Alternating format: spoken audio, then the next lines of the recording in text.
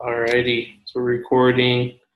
You're doing the case study for the case Rent the Runway group here. I'm Nick Barris. Jaron Bennett. And Sam Tadlock. Awesome. So it looks like when you get started with a prayer today, Sam, do you mind offering that? Sure. Awesome. Our Father in heaven, we're grateful for this time that we have to meet together in this group to discuss this case study. We're grateful for the church and the organization and for the opportunity to attend BYU Idaho. We ask a blessing to be upon us, that we can have thy spirit to be with us, that we can be effective and efficient in our time, and that we can have thy spirit with us to teach and edify one another. And these things we pray for in the name of Jesus Christ. Amen. Amen. Awesome. Thanks, Sam. So it also looks to invite anyone to share any thoughts or something of a spiritual nature. Does anybody have anything on their minds right now? If not, I can definitely think of something too. I have a good quote that I read in my readings today. I can share it with you. That'd be awesome. Let me bring it up here. It says, burdens provide opportunities to practice virtues that contribute to eventual perfection. And that stuck out to me a lot, just because and just in case you guys think that I'm kind of out of it today, I really am. I just like a couple weeks ago, I broke up with this girl after a year and a half of dating her, and so reading that verse definitely kind of helped me out there. So awesome. Sorry to hear that, man. It's a really awesome quote, though. Now life goes on. Yeah, it's really good. So. Do you mind reading it again one more time? I just wanted to. Yeah, I can even give you I don't have the reference with me. It's a talk by Elder, I think it's Hillstrom. Okay. But it says burdens provide opportunities to practice virtues that contribute to eventual perfection. Awesome. So it's sweet. I really like that.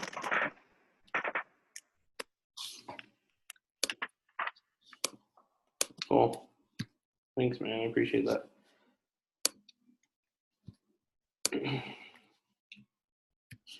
So,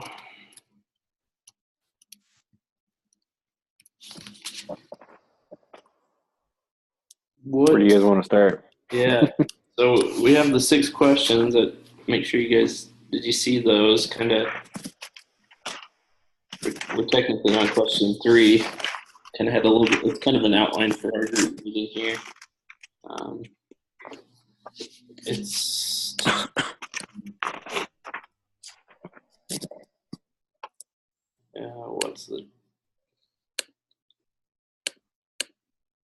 forgot what the heading was. That vote individually. What grade would you give the founders of? Yeah, that's where we're at. You have that up too, Jeremy. Is that where are you guys finding that at? That's runway instructions. Okay. Is that what you're asking? For some reason, my internet seems to be acting up because it seems like it's delayed a little bit. You guys hear me okay? Yeah. Okay. Yeah. So I thought it was a pretty interesting case study. It's not my cup of tea necessarily. It's talking about a dress rental company, obviously. It's pretty interesting, though, just kind of the dilemma that they're faced immediately as far as how to start up their company. So once you're there, Jaron, we can kind Yeah, of. it is. Yeah, I'm there. Okay, perfect. So it says, vote individually. What grade would you give the founders of Rent the Runway for their work in starting RTR? What specifically did you see as most effective? Where did the founders stumble? And what should they have done differently? Does the order in which they took specific actions matter? Well, I mean, to start out, like, it's a good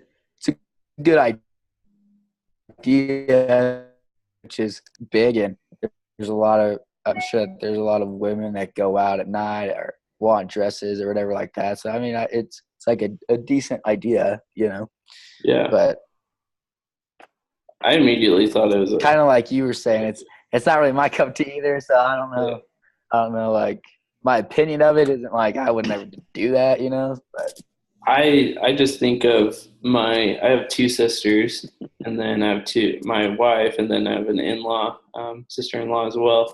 And my parents' closets are just full of like wedding dresses and like prom dresses, all those different school dance dresses for my sisters. And I just think of like how much money is sitting in those closets of a dress that was worn once.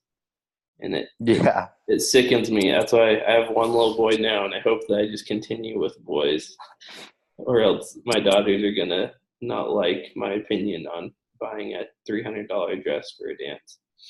So I think the rental idea is genius, and I liked a quote within the case study because it reference. I mean, every business you're trying to fulfill a need of the consumer, obviously of the customer, and it said that they're fulfilling a dream. It's kind of a cool quote. I wish I would have recognized it or wrote it down. But I can definitely agree. Obviously, women care a lot about how they look and dressing up, and so they're definitely fulfilling a need there. So they have a great business model, I thought. And I think it,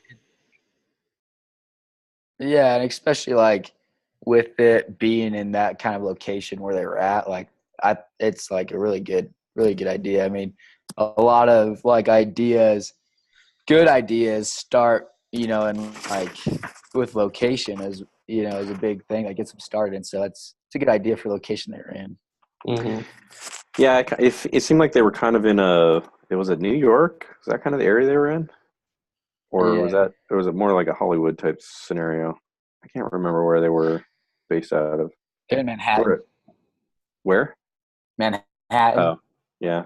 See, because I don't actually know people that buy party dresses, let alone rent them. So like that's definitely not my crowd. So I probably couldn't get passionate about the product, but from a business model standpoint, it's actually got a lot of potential. So from a concept, I think it was great. They probably would have scored pretty high, but from like an execution standpoint, I think they blew it big time on a lot of different things. But for some common sense, thought out things, they probably could have capitalized on their first kind of opening. I think if I remember correctly, they had 20,000 people on a waiting list. And when I did the math on what their revenue was, or at least if I did my math on the revenue, that was $1.1 million in net profit after the variable costs from their rental. So they left an insane amount of revenue on the table. Mostly because they didn't have the inventory, but there was just a lot of little quirky things that they didn't know and they didn't have figured out. And I don't know, it feels like in some cases, some of that could have been avoided if they had done a few more things or thought it out a little bit more. And that's not to say that they should have delayed. Yeah. I just think that they should have been a little bit more, effective or efficient in getting the right people or getting getting the right advice from the right people as far as what they should do. They spend a lot of time doing some important things, but they miss the basics of, let's make sure that we have enough inventory to keep up with demand. Let's make sure we have enough things to process things efficiently, all that type of stuff. So. Yeah, no, I definitely agree. That's where I kind of had the dilemma as far as giving them a grade, because I think their idea and obviously the need for having a 20,000 people wait list, obviously there's a need and they have a great opportunity there. And so the thought and the business idea, I give an A for sure. But as far as execution, there definitely was flaws there.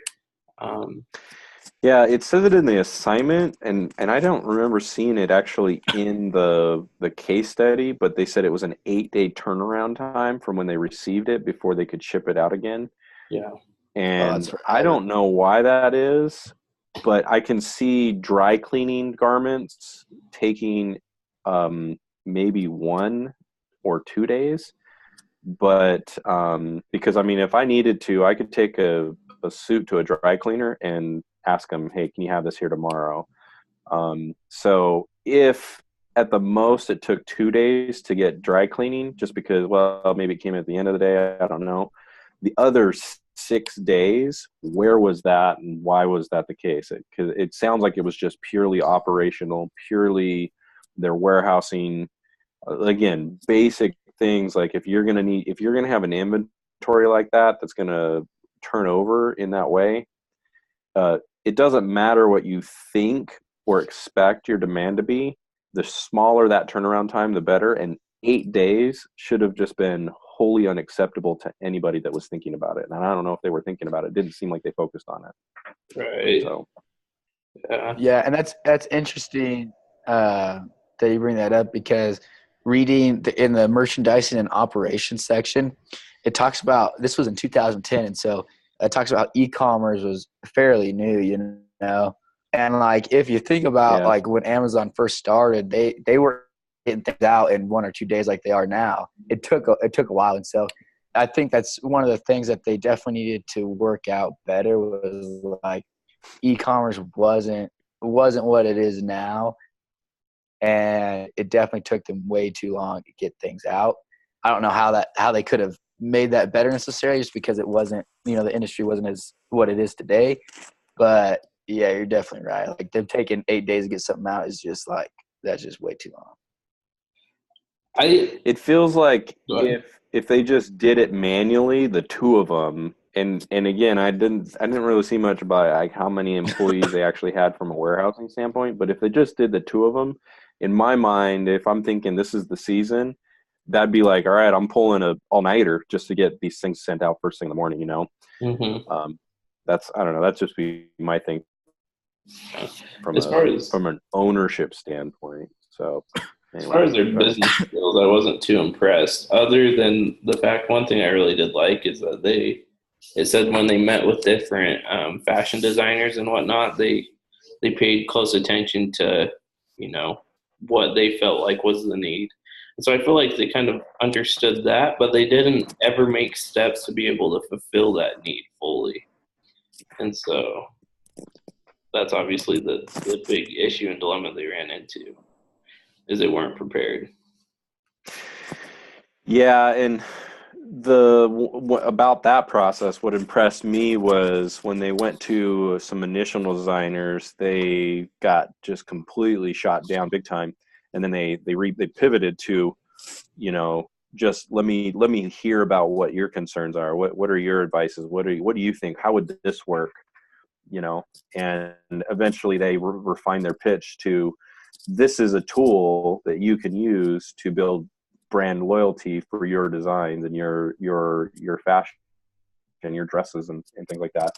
And so they went from a designer saying, there's no way I would give you a $1,000 dress for $200 when I can sell it to, you know, some people for $1,000, to, oh, let me help you do it, and by the way, here's a discount. So that was pretty good, because especially in fashion, I don't know a lot about fashion, but I know it's pretty trendy. But I also know people that when they pick a brand of clothes, that's where they shop, and they get everything from there.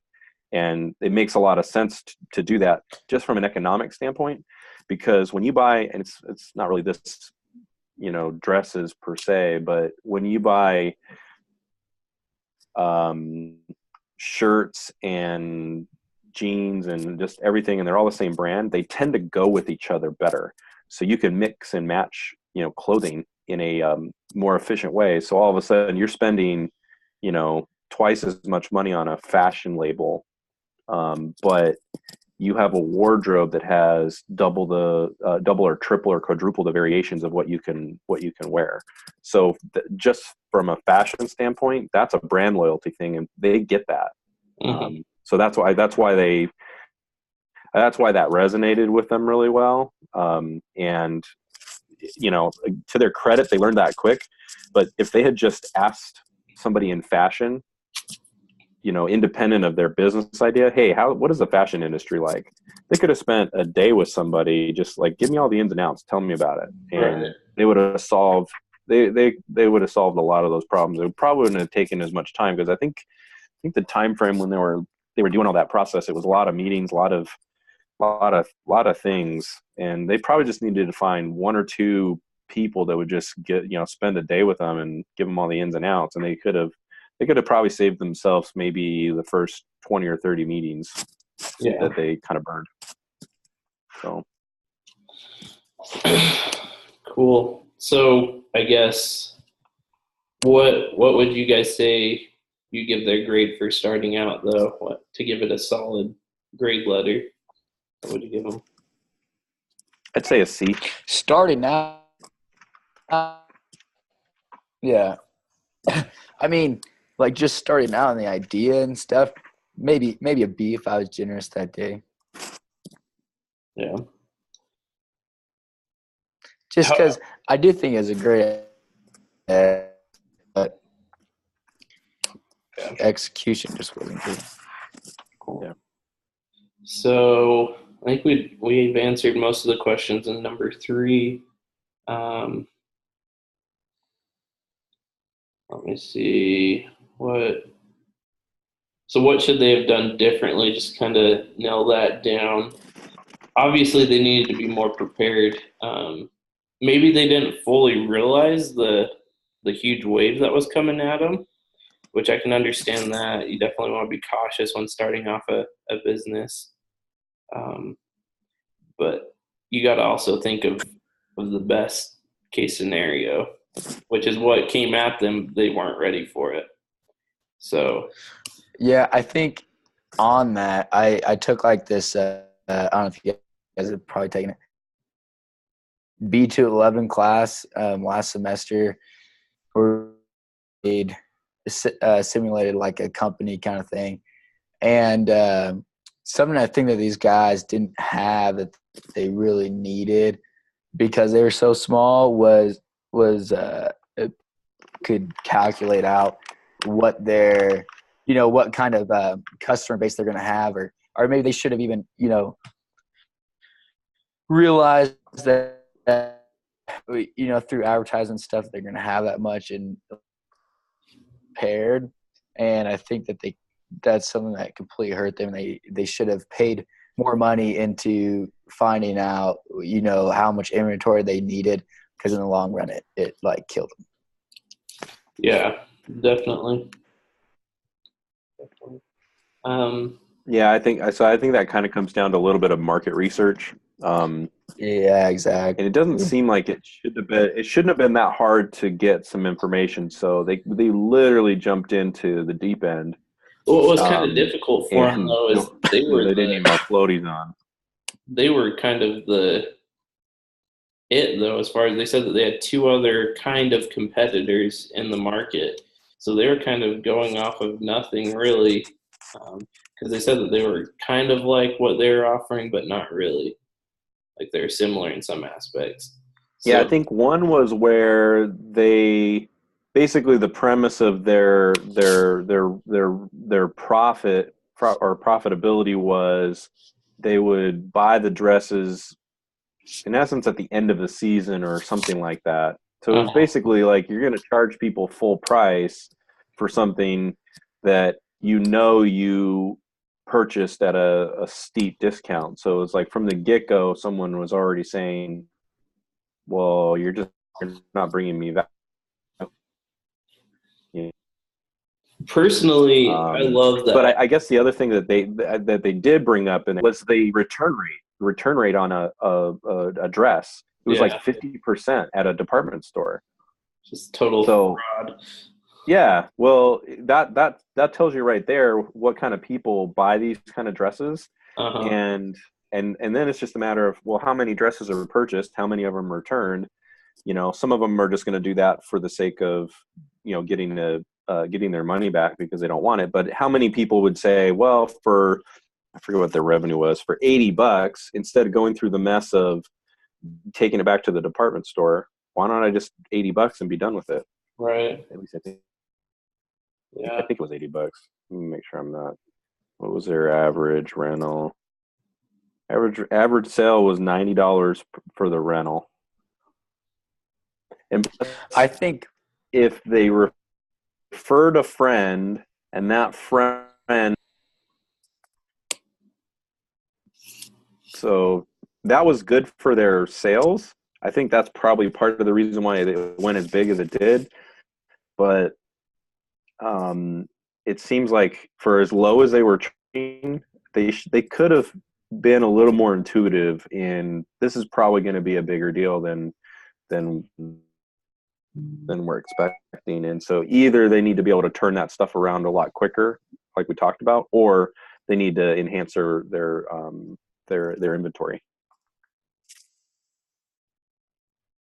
And I think you had said it too, is like they didn't charge enough, like 10% of the cost of the dress, 10 to 50%.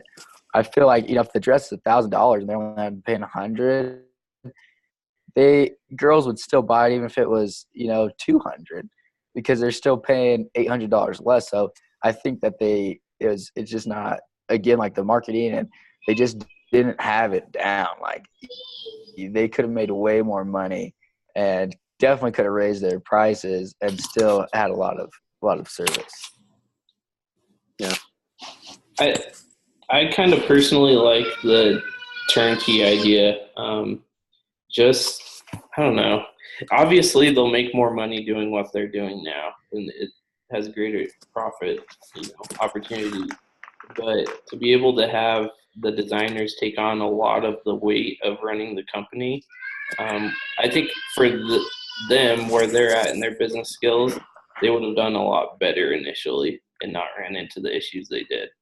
Yeah, definitely long term, doing what they did is going to give them more money. But I was immediately, attracted to the turnkey idea. I think there were some other things that it seemed like they could have done. When they were developing their website, again, their ignorance on the matter, and web was kind of a newer thing then, but I think it was like $35,000 to a firm to design the website, and they said it specifically, they didn't have interim code reviews, and in my mind, you spend $35,000 on anything, you have a very specific timeline and a very specific set of accountability things that you follow, and you should be contacting them constantly. Hey, how's it going? How are we doing? Because if you're basing your model on a technology side, that should be your main focus. If that's how you're going to go to market, they weren't doing brick and mortar. They weren't doing any of that stuff. So if your only way of getting this stuff is through the internet, you better have the website working. And they ended up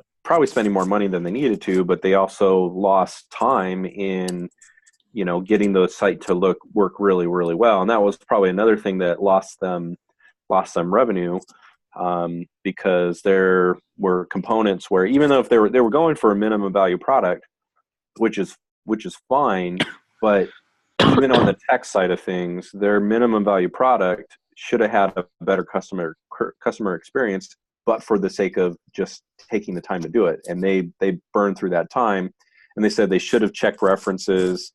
It was like a friend of a classmate, and I don't know. Sometimes that just doesn't seem. That doesn't seem like I don't know. It doesn't seem like they thought it through, especially when you're going to drop $35,000 on something like that. Yeah. So I just got a notification that my free meeting will end in 10 minutes. Did you have the upgraded account, or how did you do it? How did you log in? Did you log in through the BYU system? Did you use BYU? No, I didn't. That's probably it, huh? That's the problem. Yeah. BYU gives it to you for free. And I think it's unlimited. I'm new to this jam. I tried to log in with my BYU I see that. info, and it said no. I see the little thing at the time, or there's like a little time thing that says 8 minutes remaining. I don't even see that. But shoot, now I know. But I wonder how long we've been on. Well, I guess only 30 minutes. We can always start another one. Yeah. We'll have 2 links, and I don't know. We'll just have to send them a little message saying we had a little snafu there. Yeah. Sorry to break up the conversation there. It's all right. Maybe we should just make sure that we end it before the time runs out, though, just in case it like deletes the thing. You know what I'm saying? Yeah. Stop the recording just a little bit before. Okay. How about I do it now? No, we still got a few Yeah, more we can minutes, and we're gonna need about an hour of recording time, right? Did we confirm that? It definitely needs to be for an hour. Yeah, it's an hour. Okay. Wow. So it's a long time. Yeah. It's a long time for a small group to meet. It's true. Oh, I know. All right. If there's I had 6 people in a group once, and that took too long because just too many people's opinions. Yeah. Yeah, the class you were talking about the CAPSIN thing, right? The 211? Yeah. Yeah, I took that too, and those CAPSIN meetings were freaking 2.5 hours long. You took that online, Capson? I did. Oh, yeah. Jeez, that's brutal. How did that go online? Because that was difficult even doing it at school with tutors and stuff. I could imagine doing it I did online. it online and during the summer. So I had to do 2 CAPSIN rounds a week. That's brutal. I loved that class, but it was really difficult. Yeah. All right. Anyways, back to RTR. So we about there on question 3, probably. I think we're on 4 now. I think we did pretty good on 3. Okay. I'll read that. Have the founders of RTR validated their business model? Let's start with that question. I think so, yes. Yeah. Validated their business model. I guess you'd have to define validated. Yeah, what is that? What are they? I'd say as far as developing a way to be profitable, they've validated that and created an effective model in that aspect. So I think so too. From a profitability standpoint, that's kind of a proof of concept that do people rent dresses but I think that's a huge component of it. I think the next level to that is do people after renting a dress actually want to buy the dress or buy a dress from that designer? And it said that just from feedback that really high percentages of people that are had rented again, and a pretty high percentage of people that had rented were seriously considering buying or something like that. They were really satisfied with the brand, and that's if it was unbiased data, that goes to proof of concept, because they were pitching to designers that this is going to build brand and this is going to be a good thing for you guys to give us such a steep discount and not have any contingencies on when we can issue these, because they were also talking about how they wanted to launch the dresses to the department stores first, and then after a window of exclusivity was up, then they can be rented. And so I think that all that data after the fact showed that not only are those windows not necessary, it's actually better for the designers in order to do it. So from a proof of concept standpoint, the profitability is obviously first and foremost, but the other idea is now you take that data and you go to the designers, anyone that you're not doing, and you say, here it is, you really want to be on board with us, and now you have a better negotiating position. Before it was like begging. Now you just have to say, look, here are the facts, here are the numbers, here's what can happen, and it'll take place.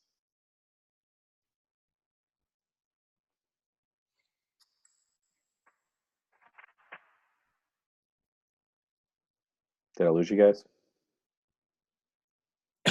No, that's I agree. Where'd Nick go? Oh, he's gone. He Muted his mic. Maybe he had to go pee or something.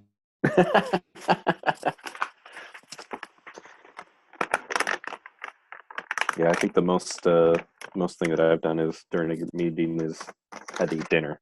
That's the extent of it.